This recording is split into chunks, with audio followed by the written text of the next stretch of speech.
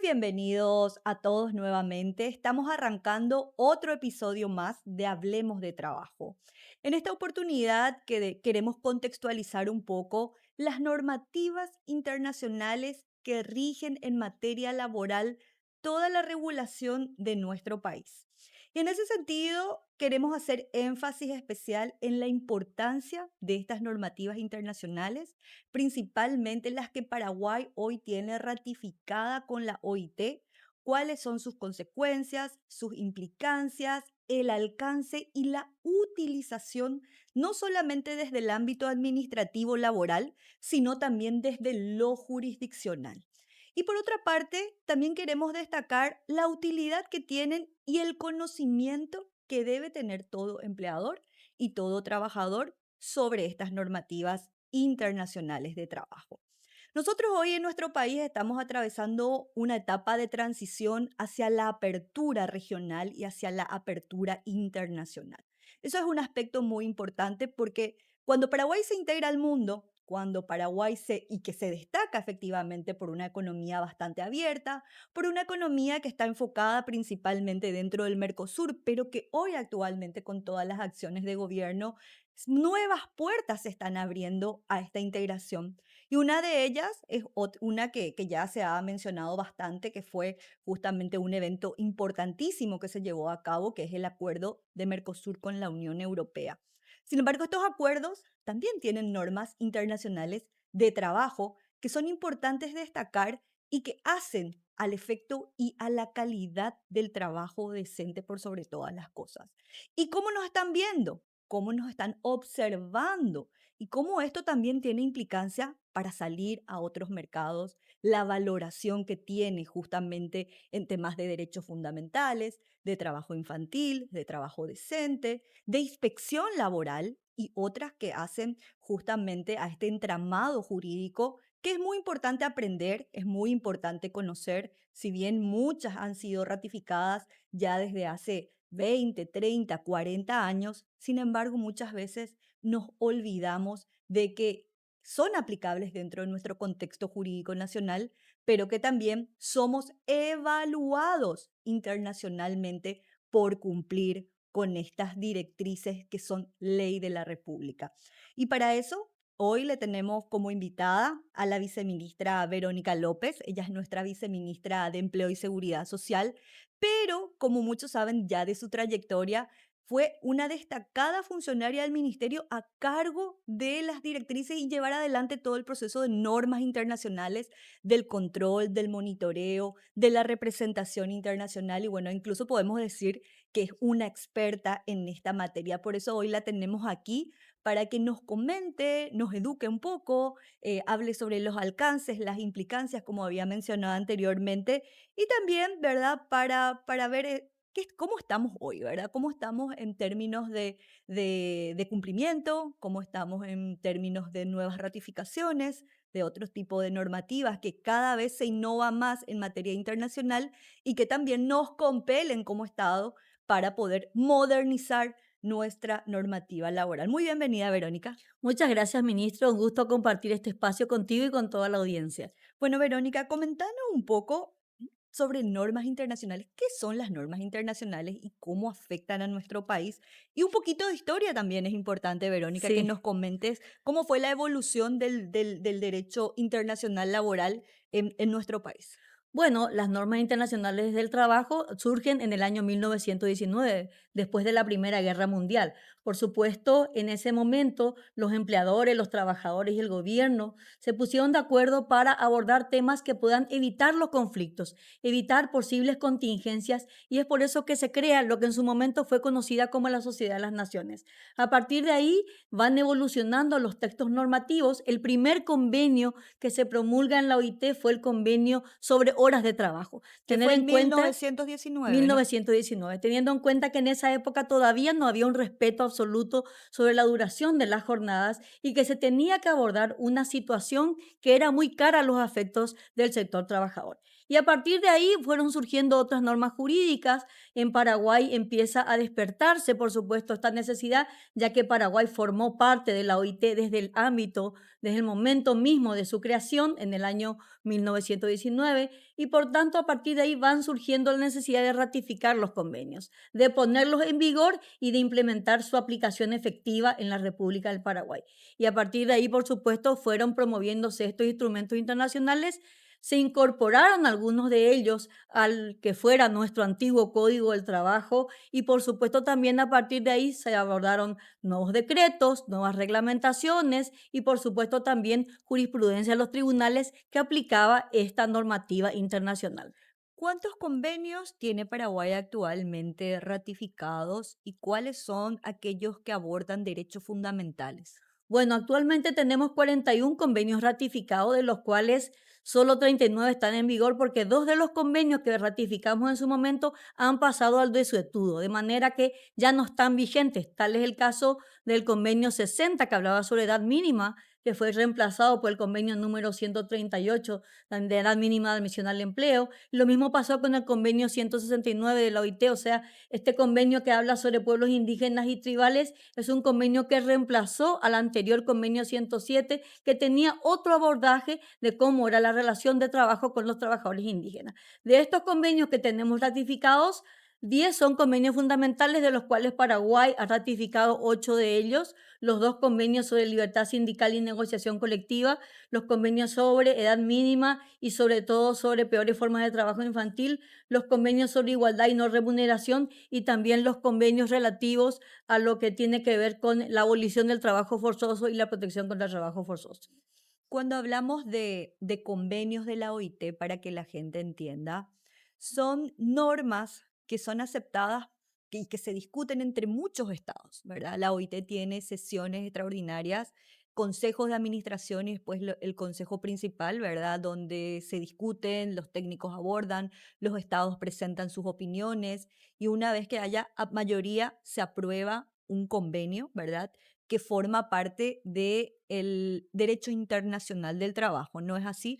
Efectivamente, lo que hace la OIT es convoca a todos los Estados miembros y ahí participan los empleadores, los trabajadores y los representantes gubernamentales en una conferencia que se realiza una vez al año, que es la Conferencia Internacional de Trabajo, que usualmente se realiza en el mes de junio, y a partir de ese diálogo amplio, que ya empieza 2 años antes, sobre los borradores de textos que se van a abordar, a partir de ese diálogo amplio, participativo y de varias discusiones que surgen en el ámbito tripartito y que son propias de la OIT, se elaboran los textos que después van a ser aplicados en cada uno de los países. Por eso es que la discusión es tan divergente y por eso es que la gente tiene que dar sus opiniones.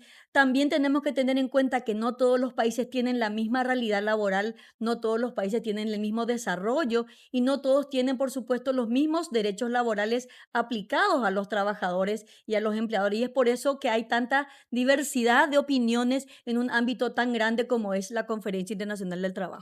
Yo recuerdo, Verónica, y lo que me tocó particularmente a mí trabajar es en la ratificación de dos convenios. La ratificación del convenio 102 de normas mínimas de seguridad social y la ratificación de empleo parcial, de horas, ¿verdad?, de trabajo de manera parcial. Y estas discusiones comúnmente dentro de Paraguay, no sé si vos recordás algún otro, llevan muchos años. Llevan muchos años de trabajar con el tripartismo, opiniones de los sindicatos, opiniones técnicas, cuando de repente hay alguna duda sobre la interpretación o la aplicación, mejor dicho, de esas normas a nuestro derecho propio. Y sin embargo, son realmente de utilidad, pero al momento de analizar ciertas leyes nacionales, ¿verdad? Que van en consecuencia, no se tienen en cuenta las normas internacionales de trabajo. Incluso hemos hecho muchas capacitaciones también con el Poder Judicial para que entiendan el alcance y para que incorporen dentro de su jurisprudencia la citación justamente de estos derechos que Paraguay toma como normas nacionales, porque es así, ¿no? Cuando Sí. un país ratifica un convenio internacional, se convierte en ley para el país. Efectivamente, tal es así que el artículo 137 de la Constitución Nacional, que establece la primacía de las normas, establece que en la cúspide está, por supuesto, la Constitución Nacional, seguida inmediatamente de los convenios ratificados por el país, y en tercer lugar se encuentran las leyes internas del país, por supuesto, seguida de los decretos y demás disposiciones jurídicas de inferior jerarquía. Hay que tener en cuenta también, ministra, como usted mencionaba, que estas cuestiones de las normativas internacionales a veces impulsan interesantes reformas laborales. Yo recuerdo el caso, por ejemplo, de lo que fue el amplio debate del convenio sobre derechos de las trabajadoras domésticas. El Exacto. derecho de las trabajadoras domésticas tuvo un debate muy interesante. Hay que recordar que el Código Laboral Paraguayo de 1993 establecía que las trabajadoras domésticas tenían privilegios y tenían unos derechos muy limitados, muy limitados. Es así que el Sindicato de Trabajadoras Domésticas, apoyadas por muchas otras organizaciones de trabajadoras del hogar, impulsó la ratificación del convenio sobre trabajo doméstico, y a partir de ahí, de esa ratificación que fue en el año 2012, posteriormente se promulga una nueva ley de trabajo doméstico en el año 2015, y ya en el año 2019 se impulsa la equiparación salarial de las trabajadoras domésticas. Es decir, los convenios no solamente nos sirven como fuente, sino que también inspiran normativas que actualizan y mejoran las condiciones laborales de los trabajadores en cada país del mundo. Y también sirven de referencia si el país no lo ha ratificado, como para poder incorporarlo o para poder citarlo también como nuevas regulaciones o normativas. Por ejemplo, hoy nosotros no tenemos ratificado el convenio 190, que ha dado muchísimo que hablar en las regiones, más Chile ha aprobado una ley, la ley Carín, que ha hecho todo un cambio de paradigma cultural dentro de las organizaciones para la detección del tema de violencia. Sin embargo, nosotros que vamos a hablar en un próximo episodio, efectivamente, queremos abordar eso, pero no lo tenemos ratificado efectivamente. ¿Cómo, o sea, cuál es la implicancia de la observación del convenio sin la ratificación efectiva?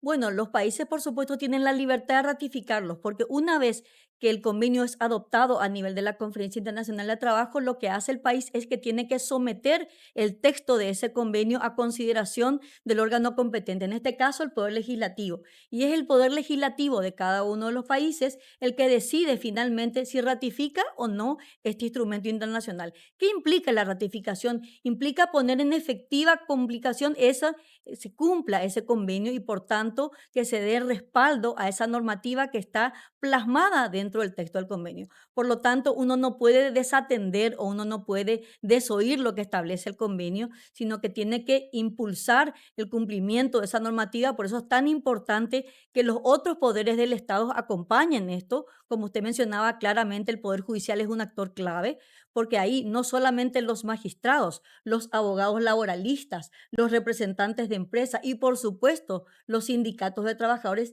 tienen que conocer esta normativa internacional de manera a impulsarla, citarla en los escritos, en los laudos, y, por supuesto, también mencionarla en las sentencias judiciales, de manera que esto pueda servir y replicarse en otros estados para que, por supuesto, los países tengan el cumplimiento efectivo de los derechos internacionales. Siempre nosotros insistimos bastante desde el Ministerio de Trabajo sobre la importancia de los convenios internacionales de trabajo, porque son también la imagen que muestra nuestro país a nivel internacional. Cada año, Paraguay tiene que contestar las memorias de los convenios a los cuales ha ratificado. No todos los años, pero sí tiene un plazo determinado por cada convenio y por tipo de convenio.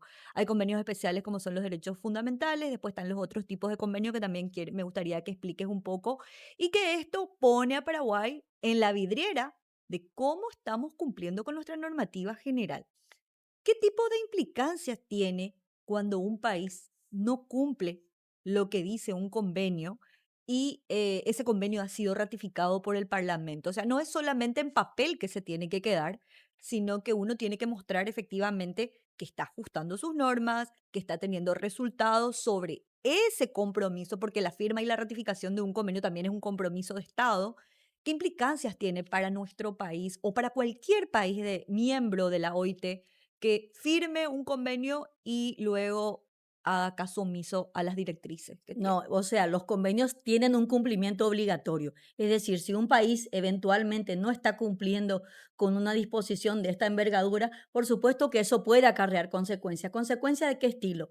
Bueno, la Organización Internacional del Trabajo es miembro de Naciones Unidas y como miembro de Naciones Unidas le informa a los otros organismos internacionales cuando alguno de los países no está cumpliendo debidamente con lo que son los derechos laborales de los ciudadanos de ese país. Tal es así que eso puede tener complicaciones, por ejemplo, a nivel comercial. Por ejemplo, hay ciertos productos que podrían ser difíciles de exportar o de tener ciertas preferencias, como nosotros tenemos, por ejemplo, el sistema preferencial de aranceles para ciertos productos que estamos exportando. Y bueno, los países que compran esos productos nos requieren, nos demandan que tengamos un cierto nivel de cumplimiento de normas laborales y un cierto respeto, por supuesto, por los compromisos internacionales asumidos. De manera que si el país no está cumpliendo con esos compromisos internacionales, estos mercados se pueden cerrar, estos productos pueden dejar de exportarse, o sea, podemos tener consecuencias no solamente económicas, sino también en toda la cadena de valor de un producto determinado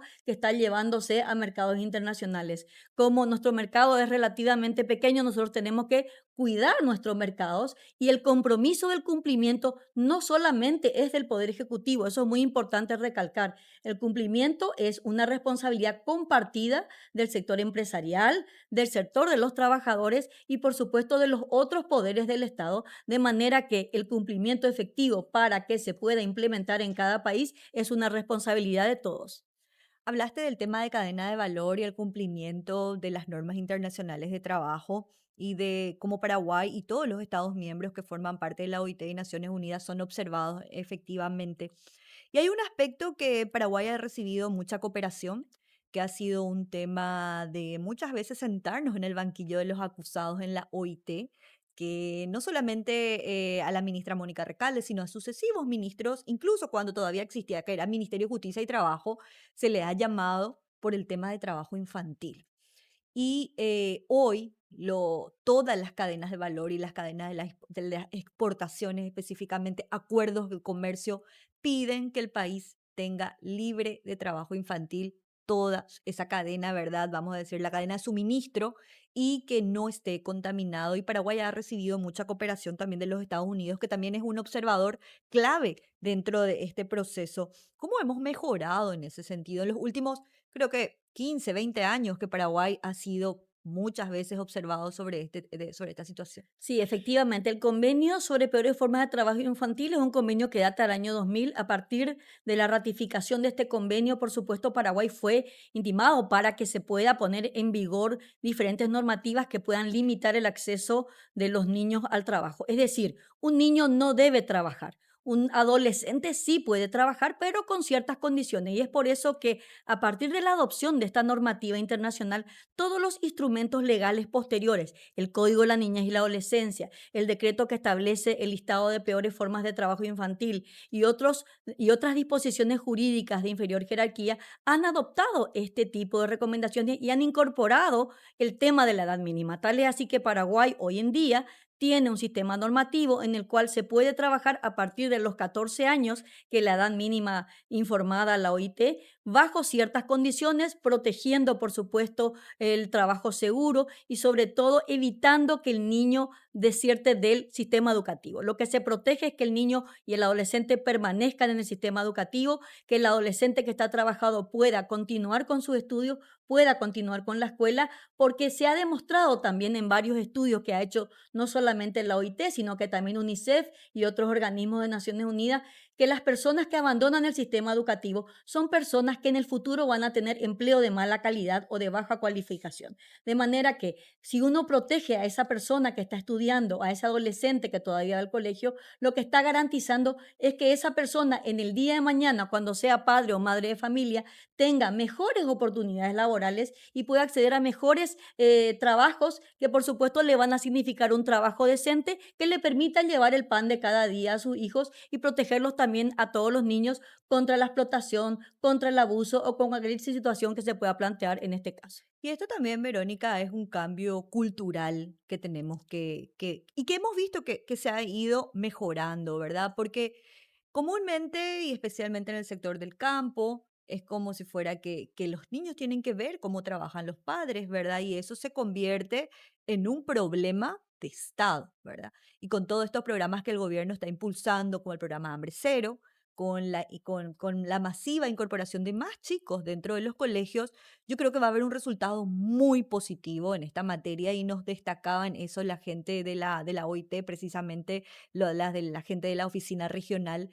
que destacaba que el hambre cero realmente va a hacer que muchos chicos que están en esa situación, porque son gente vulnerable, vuelvan a las escuelas, vuelvan a estudiar y que ese es el rol efectivamente que compartimos todos, no solamente de la OIT, de UNICEF y del Ministerio de la Niñez, ¿verdad? Todos los que trabajamos en este tipo de políticas públicas y que también a partir de estos avances que Paraguay ha informado de manera sucesiva por las observaciones que hemos tenido en ese sentido, se han abierto muchos mercados. Paraguay ha abierto el mercado de los Estados Unidos, europeo, brasilero, de Taiwán, de Israel, o sea, se han abierto muchísimos mercados porque se ha visto una mejora. Y por eso quiero volver a resaltar los Estados Unidos, que siempre ha apoyado a Paraguay, es un observador constante dentro de las políticas de prevención de este tipo de prácticas y también pone ciertas condicionantes que sí, hoy vemos un nuevo mercado, señores, es porque Paraguay también en materia laboral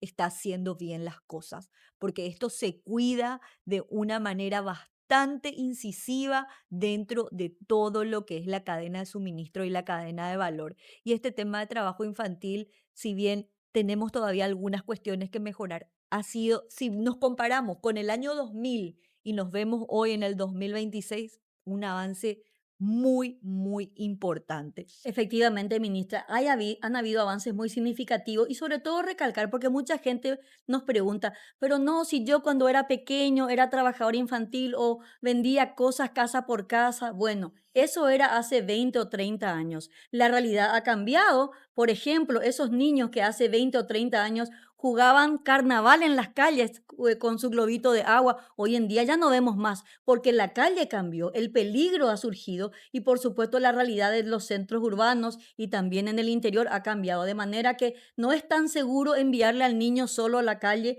no es tan seguro sacar a estos niños en situaciones y por supuesto, no solamente es un cambio cultural, sino que es un cambio de realidad. ¿Qué nos implica la realidad? Que las ciudades han evolucionado, que la gente ha cambiado y que por supuesto lo que tenemos que hacer es evitar que los niños estén expuestos a riesgos, protegerlos y esa es una labor que tenemos los adultos, proteger a los niños de todos los riesgos, evitando en lo posible situaciones que los puedan de alguna manera lastimar. Sí, quiero volver un poquito atrás para que expliquemos mejor a nuestro público que nos sigue, ¿verdad? A través de nuestra plataforma y de todas las redes. Cuando hablamos de derechos fundamentales, la gente tiene que entender cuáles son esos derechos fundamentales que están consagrados por todos los estados, que están consagrados por la OIT y por qué son fundamentales, Vero, si podemos Sí. explicar. Bueno, los derechos fundamentales están establecidos justamente por el Consejo de Administración de la OIT, fue sometido a consideración de la Conferencia Internacional del Trabajo y lo que hizo la OIT fue considerar que hay derechos que son básicos para todos los países del mundo y esos derechos básicos no se pueden violar. ¿Y esto por qué se estipuló de esta manera? Porque habían estados que, si bien es cierto, eran miembros de la OIT, de todas maneras seguían violando derechos que eran demasiado importantes para el desarrollo de esa comunidad y para proteger a los trabajadores. Por eso es que se establece un listado de, en su momento, 8 convenios fundamentales, actualmente 2, se sumaron 2 más como consecuencia de la pandemia de la COVID-19, oportunidad en la que pudimos apreciar, por ejemplo, la valiosa labor que hacen los trabajadores del sector de la salud y cómo proteger al trabajador de todo riesgo o de todo percance que pueda poner en peligro su seguridad, su salud o su normal desarrollo y el de su familia. Estos 8 convenios fundamentales lo que hacen es solamente proteger las bases del derecho laboral en cualquier país. Los derechos a la libertad sindical y negociación colectiva son derechos básicos para comenzar ese diálogo fraterno entre el empleador y el trabajador.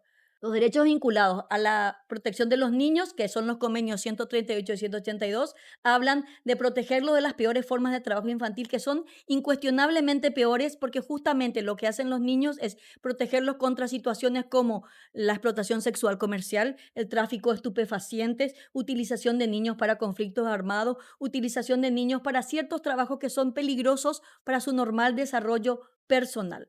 A partir de ahí también se protege al niño dándole una edad mínima de admisión al empleo y evitando que cuando sean muy pequeñitos tengan que trabajar, porque si el niño trabaja, posiblemente va a rendir menos en la escuela, no va a hacer las tareas, va a estar cansado, no se va a concentrar y eso perjudica su rendimiento y sus desafíos para el futuro. Los otros convenios que son los convenios sobre igualdad y no remuneración, los de igualdad en el salario y sobre todo los de igualdad de mujeres y varones en el acceso al empleo, hablan de esto, de los pisos laborales y sobre todo del acceso igualitario de hombres y mujeres a las mismas oportunidades laborales sin ninguna discriminación. Y sobre todo también el piso a la igualdad salarial. Igualdad salarial que tiene que ser protegida y que tenemos que tener en cuenta que no siempre, no en todos los países y tampoco en Paraguay, las mujeres suelen ganar lo mismo que los trabajadores varones por trabajadores por trabajos de misma naturaleza. Y eso tiene que abordarse. Tenemos que verificar por qué a una mujer por la misma labor se le paga menos salario que a un varón por la misma labor. Finalmente, los convenios que tienen que ver con el trabajo forzoso.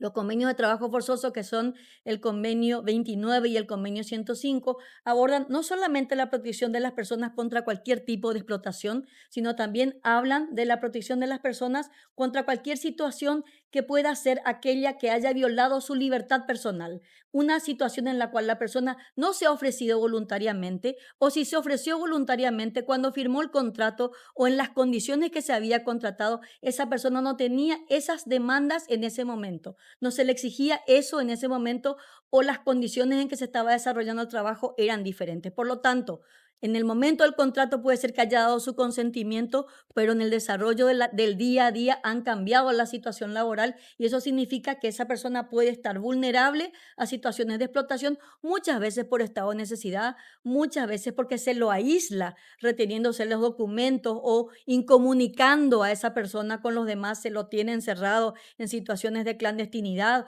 o de trabajo totalmente, digamos, en situaciones totalmente ambiguas. Entonces, hay que proteger a esos trabajadores de estas situaciones y no solamente abordarlos desde el punto de vista laboral, sino que el trabajo forzoso tiene un roce muy cercano con lo que es el derecho penal, porque a partir de ahí, por supuesto, pueden entrar los fiscales penales que están abordando este tipo de situaciones, particularmente el Código Penal y, por ejemplo, la Ley Integral contra la Trata de Personas, que es una ley que aborda particularmente la situación de personas que fueron aisladas, que fueron, por ejemplo, ocupadas en trabajos peligrosos, en trabajo inseguro, lo que tiene que ver con trabajo forzoso y lo que tiene que ver, por supuesto, con las malas condiciones de trabajo, que son otra cosa, pero que tenemos que hablar de eso seguramente en otro podcast. Sí, así como mencionaste, Paraguay tiene incorporadas varias de estas figuras en sus diferentes leyes, no solamente en el Código del Trabajo, ¿verdad?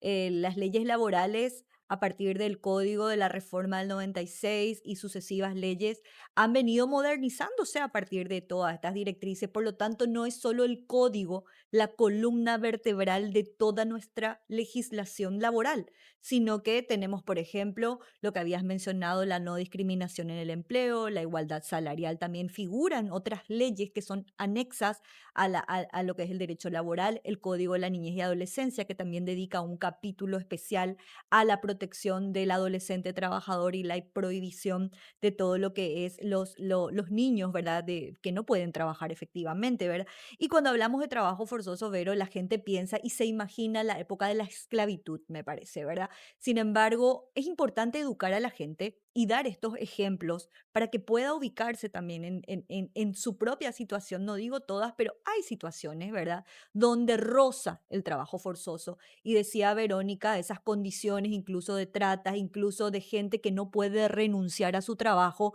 porque tiene deudas contraídas con el empleador que son tan costosas, ¿verdad? Que le dicen, no, vos me vas a pagar con trabajo, yo no te Sí. voy a pagar un sueldo porque yo te hice un préstamo a vos por la salud de tu mamá, por la salud de tu abuela o para comprar tu mercadería, para construir tu casita, vos no podés renunciar y tenés que hacerlo de esta manera y tenés que terminar pagando tu deuda.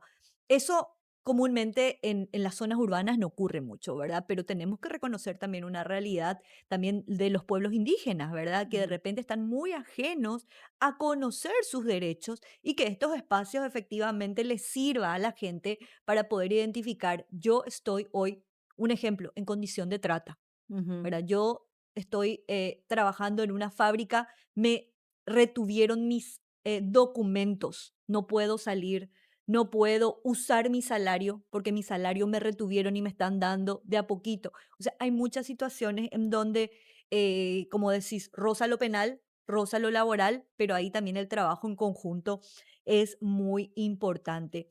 Por último, a tu parecer, como una especialista en esta materia, ¿cuáles serían aquellas normas internacionales o convenios que Paraguay debería de sentarse a discutir, analizar y aprobarlos porque son necesarias y porque hoy con la modernización y el cambio que tenemos dentro de nuestra matriz productiva, se requieren ser un poquito más, atender cierto tipo de problemáticas que ya están, que ya fueron aprobadas por la OIT, pero que Paraguay aún no los aborda?